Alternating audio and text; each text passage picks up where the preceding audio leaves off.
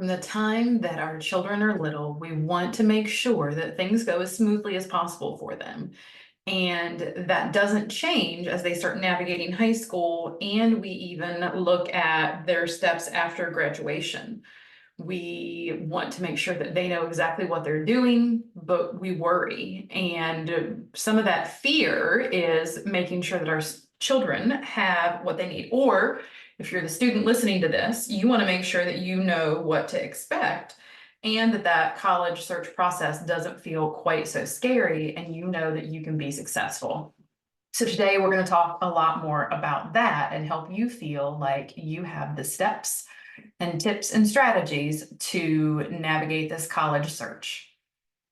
Hey there, I'm Courtney. I am the founder of Confused to Ready, and I am super excited to spend some time with you all. I have over 18 years experience working in mental health, working as a school counselor, and I know what it's like to try and navigate all of the different pieces of the college and career search process. So part of what I want to talk about today, I know that there are a lot of fears as parents that we have. There are a lot of fears that our students have. And that college application process is something that it's an unknown and it feels overwhelming. So whether students have this absolute dream school and this is where I want to go, or you're still trying to figure that out, what we're going to talk through today will help you with navigating each piece of each step of that process. So one of the biggest things and the biggest fears that I think I see in the college search process is, okay, but what if my student, or as the student, what if I don't get in?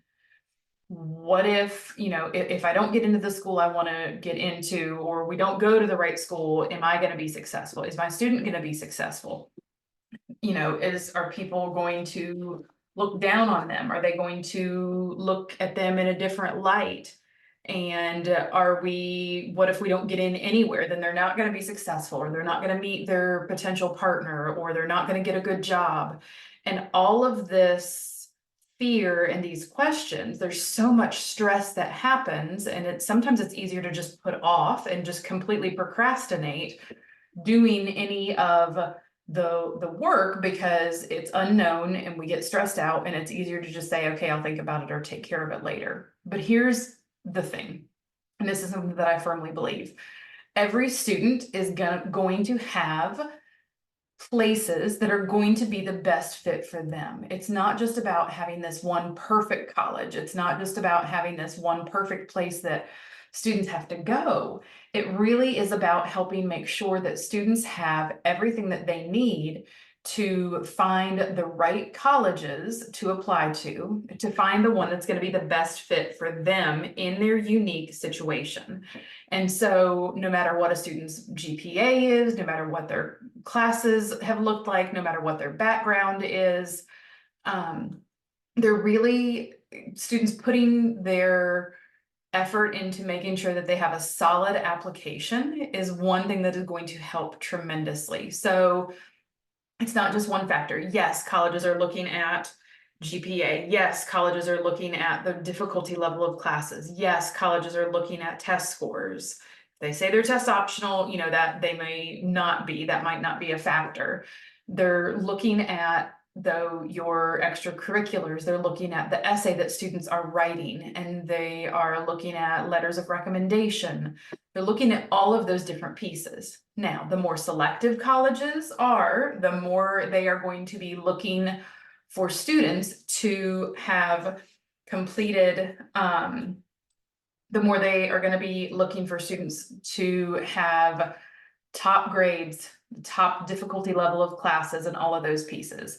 So the colleges that you apply to can take all of those factors into consideration, but we want to make sure that students really know who they are and that they are showing the colleges that picture of them, that snapshot. So here is who I am. Here are the things that I want you to know about me. Here's what I value, and here's what I plan to bring to your college campus. So when students are applying to colleges, they are just as much evaluating the college as the college is evaluating them. You want to make sure that students have a college that's going to be the best possible fit. So those are some of the fears. Those are some things that I want you to think about, though, because it is really about trusting the process, students knowing who they are and showing that to the colleges. Okay, so the next question. So we talked about the fears. I also want to talk about some of the differences between different application types. And so there are a couple, these can be confusing. So one of them is going to be early application, early decision, and then the regular decision. And then I'll throw in a bonus with rolling admission. So early action, this is something that is not binding. So students do not have to attend the college if they apply early action. Typically, there's going to be an earlier deadline for materials. That might be the middle of October, that might be November 1st, and you're typically going to hear back sooner, so December or January. It doesn't mean that a student has to attend that particular school, but they're going to have their deadline earlier than what they would if they applied by the normal rolling regular decision deadline. So there are some colleges that they may say that they are restrictive early action. And so that means that when a student applies early action to their school, they cannot apply early action to other schools. They have to wait, and they have to see what the decision is going to be for that particular school. So that is early action. Early decision, this is one that's binding. So a student is saying, you know what? I 100% want to attend this school. I understand that the financial, that finances are not a reason for me to get out of attending. I am committing to this college, and if I am accepted here, I will attend this college. So this is where the student is 100% sure, yes, this is where I want to go, and I'm going to make sure that no matter what, I am attending this school, and I'm going to withdraw applications from any other college. So that's something that, especially if finances are and figuring out how you're going to pay for college, if that is something that that is up, that you're going to have to look at those financial aid packages, early decision is not the way that you want to apply. Then there's regular decision. And so regular decision is something where you're applying by a later deadline. So it might be January, it might be a little bit later. And then you're going to receive the decision from the college later in the spring of your student's senior year.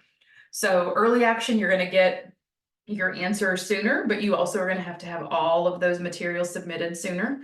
Regular decision, you are going to have your materials submitted later. And, some students will say, well, I want to go ahead and apply a regular decision because I should end up having my first semester grades back. And I need those grades to be able to show that I've improved or my GPA has gone up, that kind of thing. So that's regular decision. It really depends on the situation and what's happening with the student on whether or not they want to and how you want to apply. So again, that early decision, that is binding. Early action, you're going to get your answers sooner. Regular decision, you're going to get your answers a little bit later. Then there also are some colleges that are rolling admission. So this is kind of that bonus I was talking about. And with regular decision, with rolling application, rolling admission, students will submit their materials and they're going to get an answer within a couple of weeks because the admissions committees are going in and they are reviewing all of those applications as they come in. So that's something to be aware of as you look at the different application types. So we talked about some of the fears, we talked about those application types. One of the things that I would encourage students to do as far as some different strategy and tips. So one thing is start early. I will say for our students, if you have not taken any steps or looked at anything in your college search process, we're not too late, but your time to start looking at all of those pieces, the time is now. You need to be able to get everything started. You need to be able to figure out, okay, what is it that I need to do? What are the forms that I need? What are the documents? Getting essays written, pulling together your resume, letters of recommendation, all of those things. The sooner you get started, the easier it is going to be and the better you're going to feel. Then organization. So having your information that you're going to need for those applications. And in our podcast last week, I talked a lot about what to be aware of with the common application.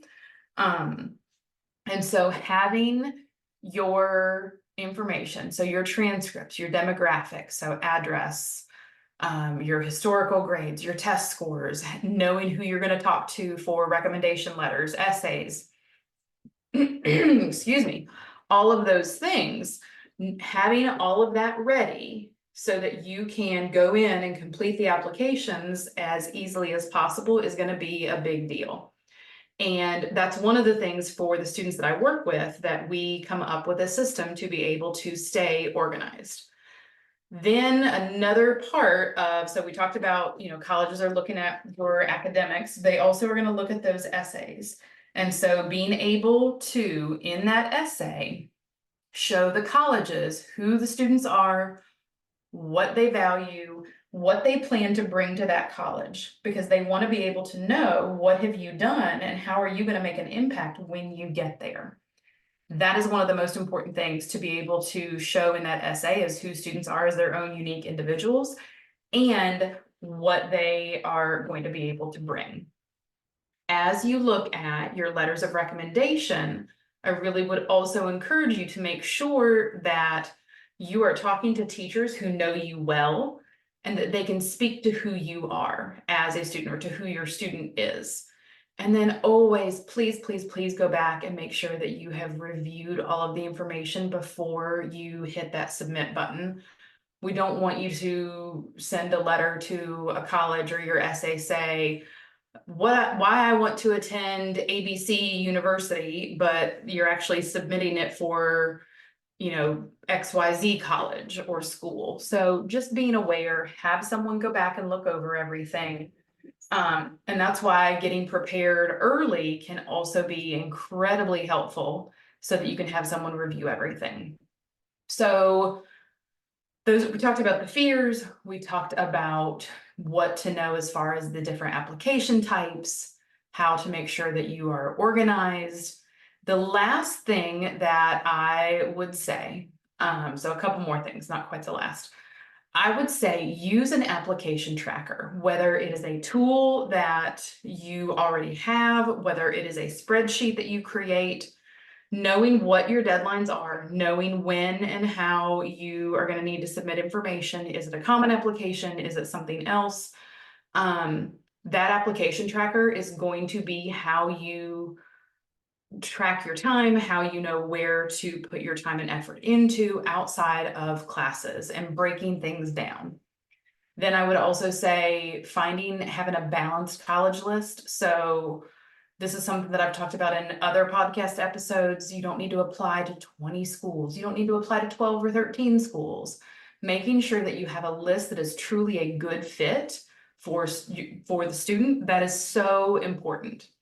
And then ask for help, and making sure that students are able to take some time away, that you as a family are able to take time away.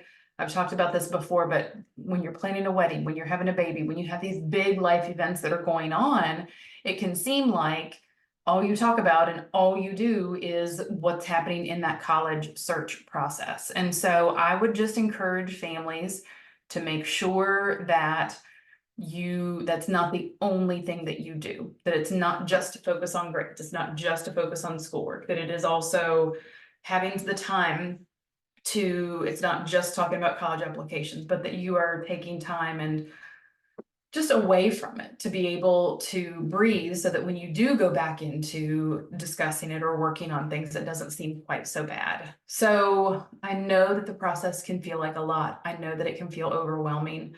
I have some resources I will be sharing with you all soon, some things to be able to help with this process. If you would like to talk with me a little bit more, or even just schedule a free 15-minute meeting, I would love to be able to do that and just chat with you about what some of your stressors are, and be able to give you some help and support. Send me an email, admin@confusedtoready.com. I would love to chat with you, and just take a breath as you go through all of this. There is definitely help, and I look forward to being able to talk with you more the next time. Take care. Bye.